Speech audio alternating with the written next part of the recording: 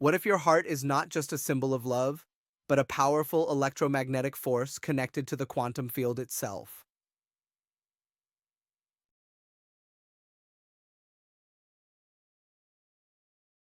Welcome to Kuvok's Shift, where consciousness meets creation. I'm your host, Sukhmander, and today we arrive at one of the most profound revelations in our multi-part journey of Awaken Your Inner Creator. This episode is The Heart Field, Tuning into the Quantum, the loop, the frequency, and the shift. Why it's not you, it's your energy. If you've ever sensed that there is more to your heart than biology, if you've felt the quiet knowing that your heart speaks a language beyond words, today's episode will feel like coming home. Have you ever felt like you're stuck in a loop? You're doing everything they say to do, visualizing every morning, scripting your desires, repeating affirmations, meditating, raising your vibrations. You tell yourself you trust the universe. And yet, when you look around, your life feels painfully familiar. Different months, same emotions, new intentions, same outcomes. And at some point, you start to wonder, what am I doing wrong? Why does it feel like I'm running on a treadmill that only leads me back to the same place? Well, let me tell you something you may have never heard before. It's not you. It's not your worth. Not your potential. Not your intelligence. Not even your effort. It's your frequency. See, the quantum field isn't responding to how hard you try, or how badly you want something, or how many hours you spend visualizing it.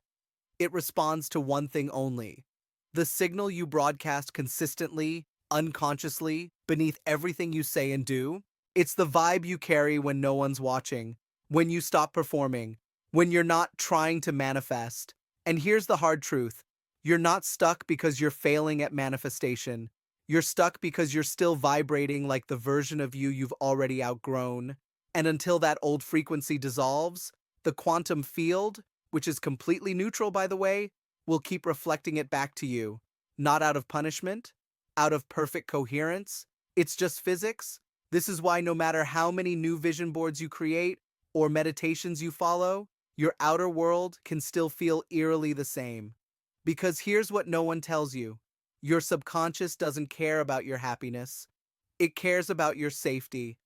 And safety, to your subconscious, means familiarity. Whatever feels familiar is what it will recreate, not because it's good for you, but because it's what your nervous system recognizes as home. And the quantum field listens to that familiarity like a cosmic playlist on repeat. It says, this is what you feel most often. This is what you expect. This is what you embody. Got it? We'll keep reinforcing that. And it does, again and again. Here's the real kicker: you don't manifest from your vision board. You manifest from your nervous system, from the energy you emit when you're not thinking about manifestation, when you're just living your life. It's the frequency you hold in the spaces between your conscious effort. That's why people keep repeating the same cycles. Because even when the outer behaviors change, the inner baseline stays the same. You can say abundance 100 times a day, but if your body's still wired for scarcity, the field doesn't hear abundance.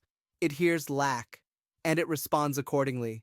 Not because it's cruel, because it's accurate. The loop continues. Not because you aren't trying hard enough, but because your baseline frequency hasn't changed. You might be repeating the same morning routines, but still with an undercurrent of fear. Taking new actions, but carrying old energetic postures. And the field picks up that every time. That's the root of quantum repetition. The field reflects your identity, and identity isn't what you say it is. It's what your frequency says it is. Now, let's zoom in. Why does this happen?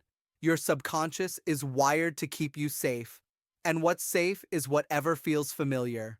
It's not interested in your vision board, it's interested in maintaining the status quo. Every experience you've had, every belief, trauma, and emotional pattern has wired together to create neural pathways, emotional grooves your nervous system memorizes as normal, and your nervous system emits a frequency 24/7. The catch is, The quantum field responds to that baseline broadcast, not your momentary desires. Neuroscience says up to 95% of our thoughts, emotions, and behaviors are unconscious habits. That means only 5% of your energy is actively trying to create something new, while 95% is reinforcing what already exists. That's why change feels so hard. You're trying to write a new story, but the old script keeps auto-correcting it back to the past. So, when does this shift actually happen?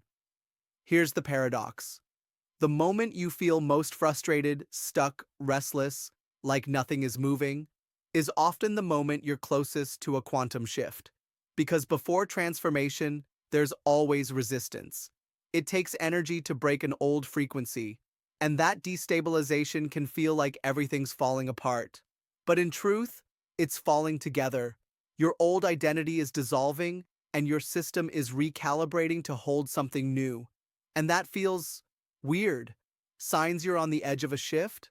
Old patterns will resurface with surprising intensity. Emotional triggers you thought you'd outgrown flare up.